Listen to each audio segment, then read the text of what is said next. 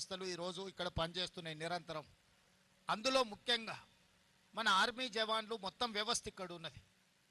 దేశ భద్రత కోసం ప్రాణాలు ఇచ్చే ఆర్మీ కూడా ఈ వ్యవస్థలో పనిచేస్తుంది.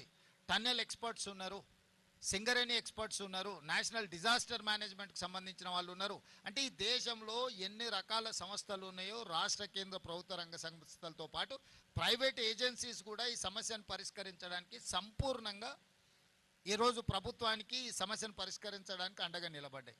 అయినా 8 మంది ఈ ప్రమాదంలో గల్లంతైంది. ఇప్పటి వరకు వాళ్ళ ఆచూకీ తెలియలేదు.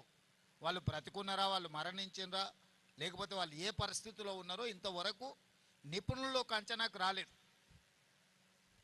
మిగతా వాళ్ళు దాదాపుగా ప్రమాదం నుంచి బయటపడడం, బ్రతకడం, వాళ్ళందరినీ బయటకు తీసుకురావడం జరిగింది. ఇప్పుడు ఈ 11 సంస్థలు నిరంతరము దాదాపుగా 22 తారీఖు నుంచి ప్రతి క్షణము రెస్ట్ తీసుకోకుండా వాళ్ళు అందులో చిక్కుకుపోయిన వాళ్ళ పరిస్థితి ఏంది,